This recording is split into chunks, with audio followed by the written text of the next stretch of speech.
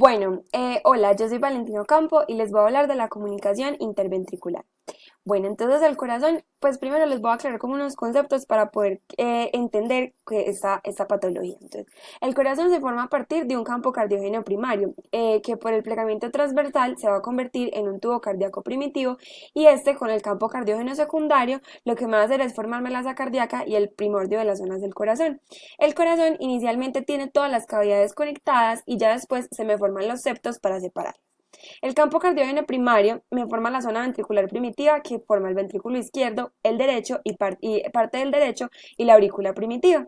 El campo cardiógeno secundario me va a formar parte del ventrículo derecho, el tracto de salida y algunas células migran hacia caudal donde va a aparecerme la aurícula. Entonces, el primordio del corazón, como vemos en la imagen, se plega. El bulbo formado por el ventrículo derecho y el tracto de salida migra hacia ventral y hacia la derecha. Y la zona auricular va a migrar hacia dorsal y hacia la izquierda. El ventrículo izquierdo va a permanecer en su lugar, el ventrículo izquierdo va a permanecer en su lugar y a la zona auricular van a migrar unas células del campo cardiógeno secundario para formarme la aurícula izquierda. Todo esto va a estar regulado por los genes HAND-D y HAND-E. Entonces ahora vamos a hablar de la formación de los tabiques del corazón. Los principales tabiques se van a formar entre 27 y 37 del desarrollo, hacia finales de la cuarta semana del desarrollo. Hacia finales de la cuarta semana del desarrollo empiezan a expandirse los dos ventrículos primitivos y esto se logra gracias al crecimiento continuo del miocardio en el exterior y a la producción continua de divertículos y trabéculas en el interior. Entonces, los septos del corazón se van a formar por dos procesos principales. Uno, por la proliferación de células endocárdicas que me van a invadir la gelatina cardíaca para formar dos almohadillas en direcciones opuestas, en extremos opuestos, que luego van a proliferar y se unen para el tabicamiento del agujero auriculoventricular y el tracto de salida. Y el otro proceso es por el crecimiento de las paredes laterales de los ventrículos y las aurículas con una proliferación reducida, pues como de la parte medial.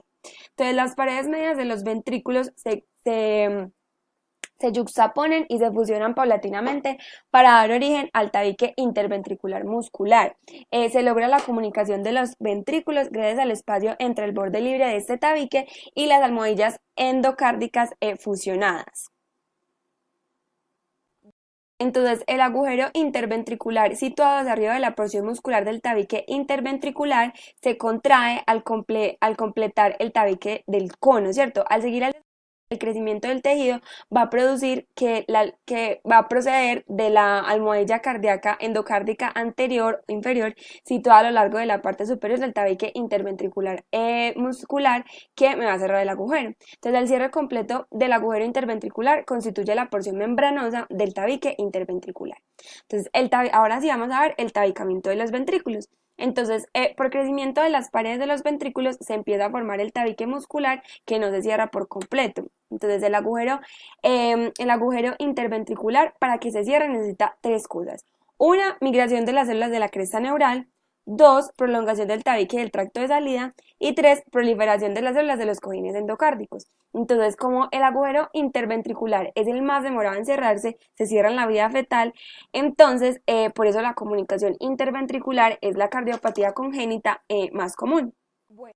Entonces ahora el tabicamiento del tronco de salida. Entonces por proliferación de las almohadillas endocárdicas que reciben aporte de la cresta neural se me va a tabicar el tronco de salida. Entonces hay dos almohadillas, dorsal izquierda y una ventral derecha.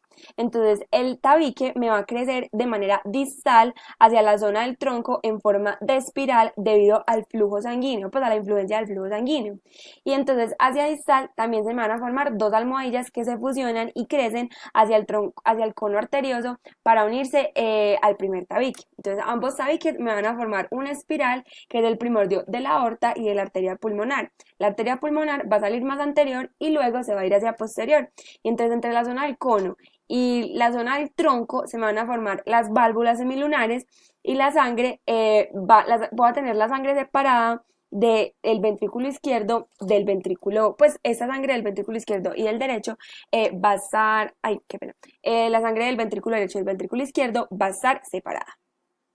Bueno, ahora les voy a hablar del sistema venoso embrionario. Entonces, el sistema venoso embrionario va a estar por las venas cardinales anteriores, inferiores y común, las venas vitelinas y las venas umbilicales. Entonces, todas estas venas van a confluir en los senos venosos derecho e izquierdo, que están en la parte dorsal del corazón.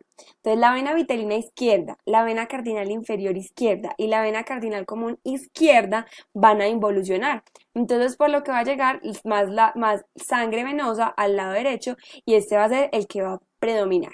Entonces, la comunicación entre el seno venoso común y la aurícula se mueve hacia la derecha, haciendo que la poca sangre que llega al seno izquierdo tenga que ir hacia la aurícula por medio del seno venoso derecho, y así el seno venoso izquierdo se me va a convertir en el seno coronario y el derecho me va a ayudar, pues me ayuda a la formación de la porción lisa de la aurícula.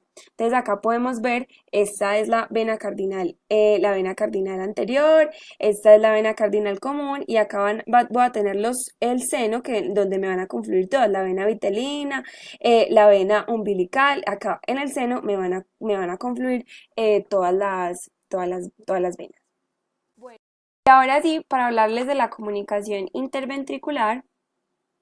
Entonces, bueno, la comunicación interventricular es la cardiopatía congénita más común. Entre el 25 y el 30% de los defectos son más frecuentes en el masculino. Puede ubicarse en cualquier parte del tabique, puede ubicarse en cualquier parte del tabique, pero la más común es en el membranoso y con una frecuencia tiene una frecuencia de las cardiopatías en un año más o menos del 30 al 50%. Bueno, entonces las las comunicaciones interventriculares pequeñas se van a cerrar de forma espontánea y la mayoría de las personas con una comunicación interventricular amplia tienen circulación de sangre izquierda-derecha masiva. Entonces, el cierre incompleto puede deberse a un fallo en la formación de la porción membranosa del tabique interventricular, a un fallo en el crecimiento de la extensión del tejido subendocárdico desde el lado derecho del cojín endocárdico, o también a un problema en la fusión del tabique aortopulmonar con la porción muscular del tabique interventricular. Entonces, las comunicaciones interventriculares con alto flujo, con un flujo pulmonar excesivo, tienen hipertensión pulmonar, van a provocar disnea y insuficiencia cardíaca al principio de la infancia. La comunicación interventricular muscular es la menos frecuente y cualquier parte del tabique en ocasiones hace muchas comunicaciones interventriculares que se denomina como en queso suizo, y es probable que la comunicación interventricular muscular aparezca por una cavitación excesiva del tejido miocárdico durante la formación de las paredes ventriculares y la porción muscular del tabique interventricular. Bueno, entonces toda la información fue tomada de Lachman, Embriología Médica, tercera edición, y Moore, Embriología Clínica, octava edición. Muchas gracias.